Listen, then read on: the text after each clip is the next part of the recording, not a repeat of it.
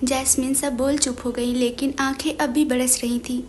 अरमान के सीने से लिपटी वो बेतहासा रो रही थी और अरमान वो भी उसे खुद में समेटे बैठा था, एक हाथ से उसके सर को सहला रहा था।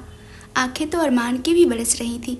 कुछ तो अंदाज़ा था उसे कि जैस्मिन के साथ क्या हुआ है, लेकिन यह सब इतना दर्दनाक होगा उसने सोचा नहीं था। जब रोकर आंखें दुखने लगी तो अरमान से अलग हो गई और अरमान ने जैस्मिन को नहीं छोड़ा, उसे और टाइट पकड़ लिया, जैसे छोड़ते ही वो कहीं चली जाएंगी। कुछ टाइम बाद अरमान ने जैस्मिन को खुद से अलग किया और उसके माथे को चूमकर बोला, सो जाओ मिष्टी, बहुत रात हो गई है। जैस्मिन जब उसके चेहरे की तरफ देखती रही, बहुत कुछ चल रहा था उसके दिमाग में कि अरमान उसके बारे में क्या सोच रहा होगा, या क्या अरमान अब उससे नफरत करेगा। ऐसे ही बहुत सवाल उसके मन में चल रहे थे। अरमान ने जैस्मिन को लिटाया और उसे ब्लैंकेट उड़ाकर उसका माथा चूम लिया। इस एहसास से जैस्मिन ने अपनी आंखें बंद कर ली। अरमान बालकनी की तरफ जाने लगा तो पीछे से जैस्मिन की आवाज़ आई, आप चाहे तो मुझसे नफ़रत कर सकते हैं, आप चाहे तो मैं आपको छोड़कर चली जाऊंगी, लेकिन प्लीज़ मेरे साथ सिंपैथी मत दिखाना। यह बोल जैस्मिन ने नज़रें फेर ली। अरमान उसकी तरफ नम आँखों से ऐसे देख रहा था जैसे बोल रहा हो, क्या तुम्हें सच में लगता है कि मैं तुम्हें उस चीज़ के लिए नफ़रत करूँगा जिसमें तुम्हारी कोई गलती ही नहीं है, या तुमने जो दर्द सहा उसके लिए तुम्हें नफ़रत करूँ। जैस्मिन उठकर बालकनी में जाकर रेलिंग से लगकर खड़ी हो गई और अरमान को देखने लग गई। उसकी आंखें नम थी। अरमान पीछे खड़ा उसे ही देख रहा था। फिर हिम्मत कर उसके पास जाकर खड़ा हो गया और बोला, मैंने आपको प्यार किया है मिष्टी, आपके जिस्म को नहीं। और रही बात पास्ट की तो मुझे फ़र्क नहीं पड़ता। मुझे फ़र्क पड़ता है आज और आने वाले कल से, जिसमें आप सिर्फ मेरी हैं। जैस्मिन ने अरमान की तरफ हैरानी से देखा और बोली, आप बस यह बोल रहे हैं, आप मेरा अतीत भी जान चुके हैं। अब तो आपको मुझसे नफ़रत करनी चाहिए। आप ऐसी लड़की से कैसे प्यार कर सकते हैं जिसे किसी और ने छुआ हो। मैंने आपसे इश्क किया है मिष्टी, कोई दिल लगी नहीं जो आपका अतीत जानकर भूल जाऊं। और बात आपसे प्यार करने की तो मैंने आपके जिस्म से नहीं, आपकी रूह से मोहब्बत की है। तो आगे से यह बात मत बोलना। जैस्मिन ने नम आँखों से उसकी तरफ देखा और बोली, लेकिन मैं चाहकर भी आपको मोहब्बत नहीं दे पाऊंगी। अरमान ने जैस्मिन को पकड़कर अपने नज़दीक किया और प्यार से बोला, आपको पता है मिष्टी, 2 पल का सुकून पाने के लिए इतना तरस गया था कि मैं उस सुकून की तलाश में बहुत भटका, लेकिन मुझे कहीं वो सुकून नहीं मिला जब से आप मेरी ज़िंदगी में आई, मुझे सुकून का पूरा समंदर मिला। आपकी पनाहों में मुझे सुकून मिला। जैस्मिन ने अरमान को खुद से दूर किया और फ्रस्ट्रेशन में बोली, आप समझ क्यों नहीं रहे अरमान जी, आपको कोई खुशी नहीं दे सकती। मैं आपको आपके इस प्यार के बदले प्यार नहीं दे सकती।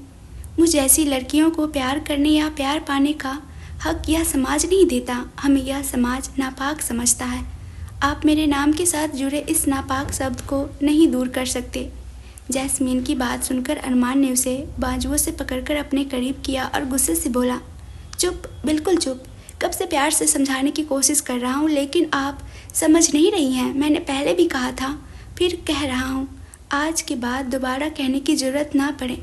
आप मेरे लिए कल भी पाक थी, आज भी पाक है और हमेशा पाक रहेंगी। आप मेरी पाकीज़ा है जिसका दिल बिल्कुल पाक साफ है। अरमान के ऐसे गुस्से से बोलने से जैस्मिन डर गई और कसकर अपनी आंखें भींच ली। अरमान ने जब उसे ऐसे देखा तो गहरी सांस लेकर खुद को शांत किया और उसके चेहरे को हाथों में भरकर बोला, सॉरी बच्चे, आप पर गुस्सा किया, लेकिन आप समझ क्यों नहीं रही। मुझे इश्क है आपसे, बेहद, बेपनाह, बेइंतहा इश्क है। जैस्मिन ने नम आंखों से अरमान की आंखों में झांक कर देखा तो उसे नजर आया सिर्फ इश्क और उसमें बहता अपना आश्क। जैस्मिन ने अपनी नज़रें अरमान से हटाई और बेरुखी से बोली, लेकिन मैं आपसे प्यार नहीं करती मिस्टर ठाकुर, और ना कर सकती हूँ। अभी भी वक्त है, कुछ नहीं बिगड़ा है। हमारी शादी के बारे में कोई नहीं जानता। आप मुझे डाइवोर्स देकर किसी ऐसी लड़की से शादी कर लीजिए जो आपके लायक हो, जो आपको प्यार के बदले प्यार दे सके। यह बोल वो अरमान की तरफ पीठ करके खड़ी हो गई। आंखों से आंसू बेतहासा बह रहे थे।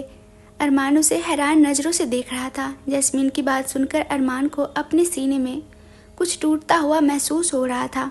अरमान ने जैस्मिन को अपनी तरफ किया और बोला, एक बार मेरी आंखों में देखकर कह दीजिए, आप मुझसे दूर जाना चाहती हैं, आप मुझसे प्यार नहीं करती। प्रॉमिस, आपको कभी नहीं रोकूंगा, जैसा आप कहेंगी वैसा ही करूंगा, बस एक बार मेरी आंखों में देखकर बोल दीजिए।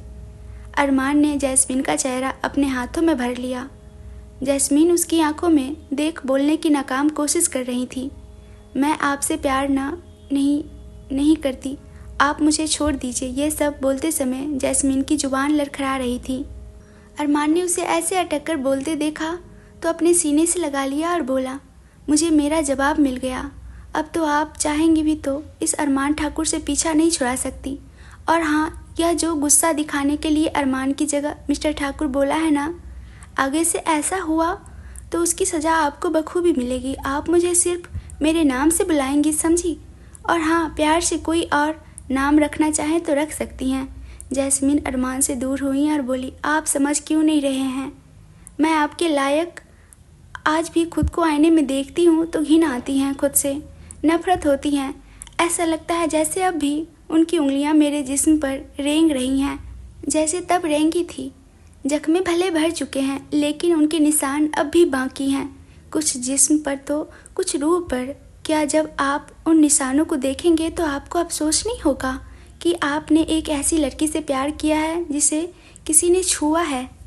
यह बोल जैस्मिन चुप हो गई और अरमान को देखने लगी। अरमान ने उसे अपने बाहों में भरकर उसके माथे को चूम लिया और बोला, लगेगा बुरा मिष्टी, बहुत बुरा लगेगा, लेकिन इसलिए नहीं कि तुम्हें किसी और ने छुआ है, बल्कि इसलिए वो निशान मुझे तुम्हारे दर्द का एहसास कराएगा जो तुमने सहा है।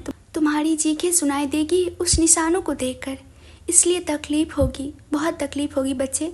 जैस्मिन ने रोते रोते फिर से कहा, मुझे आज उस गंदी छुअन का एहसास होता है, आज भी वो याद कर मैं सिहर जाती हूँ। यह बोल जैस्मिन रोने लगी तो अरमान बोला, आई एम सॉरी बच्चे, but I have to do this. यह बोल अरमान ने अपने होठ जैस्मिन के होठों पर रख दिए। अरमान के हाथ जो जैस्मिन के गाल पर थे अब धीरे धीरे नीचे जैस्मिन के गाल से होते हुए हाथों बाजुओं उनकी पीठ पर फिर रहे थे। अरमान जैस्मिन को ऐसे किस कर रहा था जैसे उनके होठों के जरिए उनके दिल के सारे दर्द को अपने अंदर खींच रहा हो। जैस्मिन तो जर होकर खड़ी हो गई। अरमान के होठों के एहसास को महसूस कर रही थी। उसे ऐसा लग रहा था जैसे एक मीठी सी फुहार उसके जिस्म पर छोड़ दी हो। यह अरमान के प्यार की फुहार थी। कुछ टाइम बाद अरमान ने उसे छोड़ा और उसके सर से सर जोड़कर खड़ा हो गया। दोनों की सांसें तेज तेज चल रही थी। अरमान ने खुद को शांत किया और बोला, आज के बाद आपको खुद पर सिर्फ मेरा एहसास महसूस होगा और कुछ भी नहीं। यह बोल अरमान जैस्मिन को अंदर ले आया। जैस्मिन तो उसके सम्मोहन में उसके पीछे पीछे चली आ रही थी। अरमान ने उसे बेड पर लिटा दिया और ब्लैंकेट देकर उसका माथा चूम लिया और बोला, सो जाइए, बहुत रात हो गई है मिष्टी, सुबह बात करेंगे। यह बोल वो जाने लगा तो जैस्मिन उसका हाथ पकड़कर बोली, नाराज़ हैं आप मुझसे? जैस्मिन की बात सुनकर अरमान उसके पास बेड के नीचे घुटनों के बल बैठ गया और जैस्मिन के सर को सहलाते हुए बोला, मैं आपसे नाराज़ भला हो सकता हूँ? आप ही हैं जो मुझसे दूर भाग रही हैं। लेकिन एक बात आपको बता दूं मिष्टी, आप भले ही मुझे खुद से दूर कर दे पर मैं आपको प्यार करना नहीं छोड़ूंगा। I can't help my self learning you. न मेरा आपसे प्यार करना मेरे हाथ में था, न ही प्यार ना करना मेरे हाथ में है। यह बोल अरमान चुप हो गया और जैस्मिन को देखने लगा जो नम आंखों से उसे ही देख रही थी। अरमान ने उसकी आंखों को चूमा और बोला, सो जाइए, मैं यही बालकनी में हूँ, कुछ चाहिए तो आवाज़ दे देना। यह बोल अरमान बालकनी में चला गया। उसने बालकनी का दरवाज़ा बंद कर दिया ताकि बाहर आ रही थंडरिंग की आवाज़ से जैस्मिन डरे ना। अरमान जाकर रेलिंग के पास खड़ा हो गया और आसमान को देखने लगा। यहाँ काले बादल छाए हुए थे। बारिश बंद थी लेकिन फिर भी बीच बीच में बिजली तेज आवाज़ के साथ कड़क रही थी। इधर जैस्मिन ने अरमान को जाते देखा तो ऐसा लगा जैसे रूह जिस्म को छोड़कर जा रही है। दिल में बेतहासा दर्द उठा। जैस्मिन ने तकिए में अपना मुंह छुपाए ताकि आवाज़ बाहर न जाए और रोने लगी। रोते रोते जब आंखें दर्द से बोझिल हो गई तो वो सो गई। अरमान जो बाहर खड़ा था उसे जैस्मिन की सिसकियां सुनाई दे रही थी, लेकिन वो उसे टाइम देना चाहता था इसलिए वही खड़ा रहा। जब सिसकियां बंद हो गईं, अंदर झांक कर देखा तो जैस्मिन सो गई थी। अरमान रेलिंग पर अपना हाथ रख गर्दन झुकाकर खड़ा हो गया। आंखों से आंसू ऐसे बहने लगे जैसे आज रुकेंगे ही नहीं। सब कुछ इतना दर्दनाक होगा उसने कभी सोचा नहीं था। मासूम सी दिखने वाली उस लड़की ने इतना कुछ सहा होगा, इसका कोई अंदाज़ा भी नहीं लगा सकता। कुछ टाइम अरमान ऐसे ही रोता रहा। वो चीखना चाहता था, चिल्लाना चाहता था, लेकिन वो खुद को संभाल लिया। ऐसे ही वो अरमान ठाकुर नहीं था और अभी तो उसे अपनी मिष्टी को संभालना था। वो ऐसे टूट नहीं सकता था। कुछ टाइम बाद उसने खुद को शांत किया और अपना फ़ोन निकालकर किसी को फ़ोन किया। कुछ टाइम बाद उसने फ़ोन रख दिया और अंदर आ गया। उसने जैस्मिन को देखा तो आंसुओं के निशान अभी उसके चेहरे पर थे, पीला पड़ा उतरा हुआ चेहरा। उसे ऐसे देख अरमान को अपने सीने में कुछ टूटता हुआ महसूस हुआ। आंखें नम हो गईं। जैस्मिन को ऐसे देख अरमान उसके पास लेट गया और उसे धीरे से अपने आगोश में समा लिया, उसके माथे को चूम लिया। सुबह अरमान जैस्मिन के उठने से पहले ही तैयार हो जाता है। वो जाने से पहले जैस्मिन के माथे को धीरे से चूमता है ताकि उसकी नींद ना खुल जाए। फिर वो नीचे आ जाता है। नीचे सार्थक, रोहित, राघव पहले ही मौजूद होते हैं। वो तीनों जब अरमान को सीढ़ियों से उतरते देखता है तो राघव धीरे से सार्थक से बोलता है, आज किसकी मौत आई है जो इस डेविल को जगा दिया? रोहित जो उसके पास खड़ा था वो बोलता है, ऐसे तो भाई तभी तैयार होते हैं जब किसी को मौत के घाट उतारना है। सार्थक जो दोनों की बातें सुन रहा था वो बोलता है, आज भी किसी की मौत ही आई है, पर दोनों चुप रहो, नहीं तो भाई तुम दोनों को भी नहीं छोड़ेंगे आज। सार्थक की बात सुनकर वो दोनों चुप हो जाते हैं। अरमान आज अपने पूरे मजाकिया लुक में तैयार हुआ था। अरमान नीचे आकर सीधे बाहर निकल जाता है। वो तीनों भी अरमान के पीछे पीछे बाहर आ जाते हैं। सब गाड़ी में बैठकर निकल पड़ते हैं। करीब 1 घंटा बाद उनकी गाड़ी अरमान के डार्क बंगले में जाकर रुकती है। अरमान बाहर आता है और सीधे अंदर की तरफ बढ़ जाता है। बाकी सभी उसके साथ ही होते हैं। सभी गार्ड्स उसे देख गर्दन झुका लेते हैं। तभी वहाँ डेविल आ जाता है। डेविल अरमान के सभी अंडरवर्ल्ड से जुड़े काम करता था। अरमान ने रात जिसको फ़ोन किया वो डेविल ही था। अरमान ने उसे उन 2 लोगों को जिन्हें जैस्मिन ने होटल के बाहर देखा था ढूंढ कर लाने के लिए बोला था, तो डेविल ने सीसीटीवी की मदद से उनको पकड़ लिया था। अरमान उससे पूछता है कि कहाँ है, तो वो डेविल उसे एक कमरे की तरफ इशारा करता है। अरमान उसको कुछ इशारा कर वहाँ से दूसरे कमरे की तरफ चला जाता है। वहाँ जाकर सोफे पर बैठ जाता है और सिगरेट जलाकर पीने लगता है। बाकी सब उसके पीछे ही खड़े थे। तभी कुछ गार्ड्स 2 लोगों को लाकर वहाँ पर पटक देते हैं, जिन्हें देख ऐसा लग रहा था कि उन्हें बहुत ज़्यादा टॉर्चर किया गया है। वो दोनों आदमी लगभग बेहोशी की हालत में थे। जब अरमान के इशारे पर एक गार्ड बर्फ़ के पानी बाल्टी उन पर डाल देता है। जख्मों पर बर्फ़ वाला पानी पड़ते ही उनकी चीख निकल जाती है। वो दोनों होश में आ जाते हैं और सामने देखते हैं। एक टाइम अरमान को सामने देख वो डर जाते हैं। तभी उनमें से एक आदमी पूछता है कि उन्हें यहाँ क्यों लाया गया है और कौन है वो लोग। उनकी बात सुनकर अरमान बोलता है, डेविल नाम है मेरा और तुम लोगों को तुम्हारे किए की सज़ा देने यहाँ लाया है। डेविल नाम सुनते ही वो दोनों डर जाते हैं, क्योंकि उन्हें पता था कि डेविल कौन है। डेविल अंडरवर्ल्ड का बादशाह है जिससे सब लोग डरते हैं, लेकिन बहुत कम लोग ने उसे देखा है और जितनों ने देखा है उनमें से ज़्यादातर लोग मारे जा चुके हैं। एक आदमी डरते हुए बोला, सर हमने क्या किया है, हम तो आपको जानते तक नहीं। तो अरमान उठकर उसके पास आता है, उसके बाल मुट्ठी में पकड़कर बोलता है, तुमने वो पाप किया है जिसकी कोई माफ़ी नहीं। तुमने उस इंसान को तकलीफ़ पहुंचाई है जिसमें मेरी जान बसती है, मेरी ज़िंदगी को चोट पहुंचाई है तूने। अरमान डेविल की तरफ अपना हाथ बढ़ाता है और वो डेविल उसके हाथ में एक चमड़े की बेल्ट रख देता है। अरमान उन दोनों को बेल्ट से बेतहाशा मारने लगता है। उनकी चीखें उस बंगले में गूंज रही थी, लेकिन किसी को कोई फ़र्क नहीं पड़ता। फिर अरमान एक गार्ड को इशारा करता है। वो गार्ड अरमान को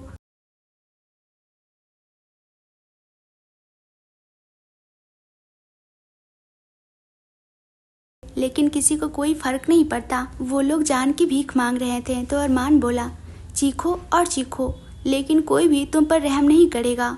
वो भी ऐसे ही चिल्लाई थी, ऐसे ही गिड़गिड़ाई थी, लेकिन तुम लोगों ने उस पर रहम दिखाया, उस मासूम की। तुम लोगों ने ऐसी हालत की कि वो बेतहाशा दर्द में भी चिल्ला नहीं पाई। मेरी मिष्टी को दर्द देने वाले हर इंसान को मारना होगा। सार्थक, रोहित, राघव तीनों अरमान की बातें सुनकर हैरान थे, लेकिन उतना ही उनकी आंखों में गुस्सा था कि उनकी माँ समान भाभी के साथ इन लोगों ने इतना जुर्म किया। अरमान ने एक को बाल पकड़कर खड़ा किया और बोला, बता, तुम तीनों का तीसरा साथी रवि कहाँ है? वो आदमी दर्द में चिल्ला रहा था। जब काफ़ी देर तक उससे पूछने पर भी वो नहीं बोला तो अरमान ने डेविल से एक इंजेक्शन लेकर बेरहमी से उसके गर्दन में चुभा दिया। देखते ही देखते वो आदमी बेजान होकर ज़मीन पर गिर गया। उसका मुंह टेढ़ा हो गया, हाथ पैर मुड़ गए। वो देख सकता था, सुन सकता था, लेकिन कुछ कर नहीं सकता था। शरीर अकड़ गया था उसका। उसकी हालत देख दूसरा आदमी अरमान के पाँव पर गिर गया, जान की भीख मांगने लगा। उसने बताया कि रवि दुबई में है और अगले महीने ही आने वाला है। अरमान ने उसे भी सेम वही इंजेक्शन लगाया। देखते ही देखते उसका भी हालत पहले जैसी हो गई। अरमान जाकर सोफे पर बैठ गया। उसके हाथ में सिगरेट थी और वही हाथ उसने अपने सर पर रखा हुआ था। उसके कपड़ों में खून के निशान थे। इस टाइम वो सच में एक डेविल लग रहा था। अरमान ने डेविड को कुछ इशारा किया तो डेविड गर्दन हिला वहाँ से चला गया। जब आया तो उसके साथ 2 जंगली कुत्ते थे। डेविड ने उन कुत्तों को उन दोनों पर छोड़ दिया और देखते ही देखते वो कुत्ते उन दोनों को नोचकर खा गए, लेकिन वो दोनों चिल्ला तक नहीं सके। वहीं दूसरी तरफ सुबह के 10 बजे जैस्मीन की आंखें खुली। उसने अपने आसपास देखा, लेकिन अरमान कहीं नज़र नहीं आया। रात की बातें याद आई। वो एक बार फिर से आंखें नम हो गई। वो खुद से ही बोली, अरमान जी मुझे बिना बताए ही चले गए। उन्हें पता है जैसे उनकी सुबह मुझे देखे बिना नहीं होती, वैसे मेरी सुबह भी उनको देखकर ही होती है, लेकिन फिर भी चले गए। नहीं, उन्हें खुद से दूर नहीं जाने दूंगी। बहुत मुश्किल से जीने की, खुश रहने की एक वजह मिली है, उसे खुद से दूर नहीं होने दूंगी। देखा अरमान जी, आपने मुझे अपनी कैसी आदत लगाई है। कुछ ही टाइम हुआ है आपको मुझसे दूर, लेकिन मैं अभी से आपको मिस करने लग गई। जैस्मीन साइड टेबल से अपना फ़ोन उठाया और अरमान को लगा दिया, लेकिन अरमान फ़ोन नहीं उठा रहा था क्योंकि उसका फ़ोन साइलेंट था। वो पता नहीं चला। जैस्मीन ने बहुत बार फ़ोन किया, लेकिन अरमान ने फ़ोन नहीं उठाया। जैस्मीन ने फ़ोन बेड पर साइड फेंका और रोने लगी। रोते रोते बोली, प्लीज़ वापस आ जाइए अरमान जी, मुझे अपनी बाहों में भर लीजिए। आपसे जुदाई, यह दर्द बर्दाश्त नहीं हो रहा। बस एक बार कह दीजिए आप सिर्फ मेरे हैं। यह सब बोलते हुए जैस्मीन पैनिक करने लग गई। सांस नहीं आ रही थी उसे। जब सांस लेने में तकलीफ़ ज़्यादा बढ़ गई तो बेहोश हो गई। उस टाइम बिमला ताई कमरे में आई। जैस्मीन को ऐसे देख वो घबरा गई। जब पास जाकर जैस्मीन को हाथ लगाया तो जैस्मीन का शरीर भट्टी की तरह तप रहा था। घर पर कोई नहीं था। अरमान के कहने पर आयशा आज पीहू को अपने साथ ऑफिस लेकर गई थी। अरमान के साथ थे। बिमला ताई ने फटाफट डॉक्टर को फ़ोन किया और घर आने को कहा। फिर उसने अरमान को फ़ोन किया, लेकिन उसने उठाया ही नहीं। फिर उन्होंने सार्थक के पास फ़ोन किया। इधर अरमान को एकदम से बहुत बेचैनी होने लगी थी। उसका दिल बहुत अशांत हो गया। उसने एक के बाद एक 3 सिगरेट पी ली, लेकिन बेचैनी कम नहीं हुई। तभी सार्थक का फ़ोन बजा। उसने उठाया तो सामने वाली बात सुनकर परेशान हो गया। अरमान उसे परेशान देख बोला, क्या हुआ? सार्थक ने अरमान की तरफ देखा और परेशानी से बोला, भाई, भाभी माँ, क्या हुआ मिष्टी को? बिमला ताई का फ़ोन है, भाभी माँ बेहोश हो गई हैं। अरमान ने फटाफट सार्थक से फ़ोन लेकर बिमला ताई से बात की। बिमला ताई ने उसे सब बता दिया। अरमान जल्दी से फ़ोन रखकर बाहर की तरफ भागा। सब उसके साथ ही थे। अरमान गाड़ी में बैठने को हुआ तो सार्थक ने उसे आवाज़ दी। अरमान ने उसकी तरफ देखा तो सार्थक बोला, भाई आपके कपड़े। अरमान ने उसकी बात पर खुद पर ध्यान दिया तो उसके कोट पर खून के धब्बे थे। अरमान ने फटाफट कोट उतारकर वहीं फेंक दिया और गाड़ी में बैठ गया। बाकी सब भी गाड़ी में बैठ गए और गाड़ी ठाकुर मेंशन की तरफ चल पड़ी। रास्ते में अरमान ने अपना फ़ोन निकाल कर देखा तो उस पर जैस्मीन के इतने सारे मिस्ड कॉल थे। अब अरमान को खुद पर गुस्सा आ रहा था कि क्यों उसने फ़ोन साइलेंट किया, क्यों वो अपनी मिष्टी का फ़ोन नहीं उठा पाया। 1 घंटे का रास्ता अरमान ने रोहित को गाड़ी तेज़ चलाने को बोल आधे घंटे में पार कर लिया। मेंशन पहुंचकर अरमान फटाफट अपने कमरे की तरफ भागा। सब उसके पीछे ही थे। तभी उसे अपने कमरे से बिमला ताई के साथ डॉक्टर बाहर आते हुए दिखाई दिए। अरमान वहीं डॉक्टर के पास रुक गया तो डॉक्टर अरमान को देख बोला, मिस ठाकुर, आपकी वाइफ को पैनिक अटैक आया था। शायद वो किसी बात को लेकर बहुत स्ट्रेस ले रही हैं। यह अच्छी बात नहीं है। पहले भी वो काफ़ी टाइम कोमा में रह चुकी हैं। अगर ऐसा रहा तो मुझे डर है कि कहीं वो फिर से कोमा में न चली जाएं। हो सके तो आप उनका ख्याल जितना हो सके उतना रखिए, उन्हें खुश रखिए। यह बोल डॉक्टर वहाँ से चले गए। रोहित ने उन्हें नीचे छोड़ने गया। बाकी सब अरमान की तरफ देख रहे थे, जो खुद बहुत परेशान था। बाकी सभी परेशान थे। पहले यह पता चलना कि जैस्मिन के साथ इतना गलत हुआ, और अब यह कि जैस्मिन कोमा में थी। सार्थक ने अरमान को जैस्मिन के पास जाने को कहा। अरमान धीरे से रूम में गया। वहाँ जैस्मिन बेहोश पड़ी थी। चेहरा पीला पड़ गया था, आंखें रोने से सूजी हुई थी। उसे ऐसे देख अरमान की आंखें नम हो गईं। अरमान वहीं जैस्मिन के सिरहाने बैठ गई। उसने जैस्मिन का हाथ पकड़ा तो जैस्मिन का हाथ अरमान को गर्म लगा। अरमान ने जैस्मिन के माथे को छूकर देखा तो जैस्मिन का माथा भट्टी की तरह जल रहा था। अरमान ने फटाफट एक सर्वेंट से बर्फ़ वाला पानी और कॉटन का कपड़ा मंगवाया और जैस्मिन के माथे पर ठंडे पानी की पट्टियाँ रखने लगा। कम से कम आधा घंटा पट्टियाँ रखने के बाद जैस्मिन का बुखार कम हुआ। अरमान वहीं बेड के पास जैस्मिन का हाथ पकड़कर बैठ गया। वो एकटक जैस्मिन को देख रहा था। करीब 1 घंटे बाद जैस्मिन ने अपनी पलकें हिलाईं। धीरे धीरे जैस्मिन ने अपनी आंखें खोली तो अरमान को अपने सामने देख उसका फ़ोन उठाना याद आ गया। जैस्मिन की आंखें नम हो गईं। अरमान ने उसकी नम आंखों को देखा तो अपने अंगूठे से उसके आंसू साफ कर दिए, लेकिन अचानक जैस्मिन का रोना बंद हो गया।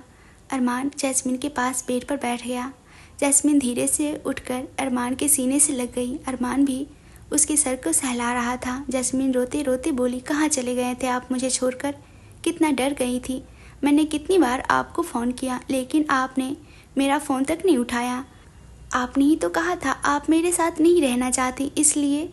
अरमान बोल ही रहा था कि जैस्मिन उनकी बात बीच में काट कर बोली, मैंने बोल दिया तो क्या आप मुझे छोड़कर चले जाएंगे? प्लीज़ मुझे छोड़कर कहीं मत जाना। मैं नहीं रह सकती आपके बिना। मुझे आपके साथ रहना है, आपकी बाहों में, आपकी पनाहों में रहना है मुझे। आपको ही नहीं, मुझे भी आपके साथ सुकून मिलता है। यह बोल जैस्मिन तेज तेज रोने लगी और अरमान, उसने तो यह सुनकर सुकून से अपनी आंखें बंद कर लीं। अरमान ने खींचकर जैस्मिन को अपने गोद में बिठा लिया और उसे कसकर अपने सीने से लगा लिया। अरमान नम आंखों से मुस्कुरा रहा था। उसके दिल में सुकून था कि जैस्मिन उसके पास है हमेशा के लिए। तभी जैस्मिन की आवाज़ आई, प्लीज़ मान, मुझे कभी खुद से जुदा मत करना। अरमान ने जैस्मिन को खुद से अलग कर हैरानगी से देखा और बोला, अभी क्या बोला आपने? जैस्मिन, यही कि मुझे कभी खुद से जुदा मत करना। नहीं, आपने इसके पहले क्या बोला? जैस्मिन, जो अरमान को ही देख रही थी, वो झुंझलाकर बोली, ओफो मान, हमने तो आपको बहुत कुछ कहा है अभी, आप कौन सी बात पूछ रहे हैं? अरमान जैस्मिन की तरफ मुस्कुरा रहा था। फिर जैस्मिन बोली, अब हमने क्या जोक सुनाया है जो आप हंस रहे हैं? हमने आपसे कहा कि मान, कभी मुझे खुद से अलग मत करना। आप हमारी बात पर हंस रहे हैं। अरमान ने जैस्मिन को खींचकर अपने गले से लगा लिया और बोला, नहीं, कभी नहीं, कभी आपको खुद से अलग नहीं करूँगा। आप चाहेंगे भी तो नहीं। मैं कभी नहीं चाहूँगी कि आप मुझे खुद से जुदा करें। जैस्मिन की बात पर अरमान मुस्कुरा दिया और बोला, वैसे मिष्टी, आपको पता है अभी आपने हमें क्या कहकर बुलाया, क्या कहा? लेकिन जैस्मिन को जैसे ही याद आया उसने अरमान को क्या कहा, क्या कहकर पुकारा है, उसने अपनी जीभ दांतों तले दबा ली और आंखें कसकर बंद कर ली। उसे ऐसे देख अरमान को उस पर बहुत प्यार आ रहा था, लेकिन अरमान ने अपने जज्बातों को कंट्रोल किया और बोला, मिष्टी, एक बार और इस नाम से पुकारिए ना। जैस्मिन ने सर झुकाकर ना में गर्दन हिला दी तो अरमान ने उसका चेहरा हाथों में भरकर ऊपर किया और बोला, प्लीज़ मिष्टी, एक बार। जैस्मिन ने आंखें बंद कर रखी थी। वो बंद आंखों से धीरे से बोली, मान, एक बार और प्लीज़, मान, मान। अरमान ने जैस्मिन को खींचकर अपने सीने से लगा लिया। उसे जैस्मिन के मुंह से सुनकर सुकून मिल रहा था। अरमान ऐसे ही जैस्मिन को गले लगाकर बोला, पहली दफ़ा उनके लबों पर हमारा नाम कुछ इस कदर आया कि दिल ना जाने कितनी दफ़ा घायल हुआ। जो चाहत थी कभी उनके लबों पर नाम हो हमारा, यह हसरत यूँ पूरी होगी कभी सोचा ना था।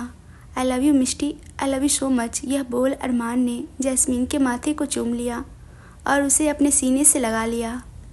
अरमान जैस्मिन को अपने आगोश में समेटे हल्की हल्की थपकी दे रहा था। बुखार के कारण और अरमान के धड़कनों के शोर को सुनते हुए जैस्मीन नींद के आगोश में चली गई। अरमान ने एक नज़र उसके मासूम से चेहरे को देखा और फिर उसे अपने आगोश में समेटे इस सुकून को अपने दिल में उतारने लगा। कुछ टाइम बाद जैस्मीन को ठीक से लेटाकर उसका माथा चूमकर अरमान रूम से बाहर आ गया। जब नीचे आया तो सब लोग नीचे लिविंग रूम में बैठे थे। आयशा भी पीहू के साथ वापस आ गई थी।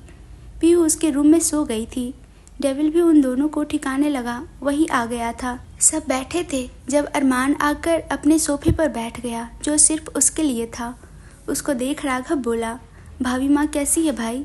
ठीक है, अब सो रही है। सबने चैन की सांस ली कि चलो जैस्मीन अब ठीक है, लेकिन अरमान के दिमाग में कुछ चल रहा था।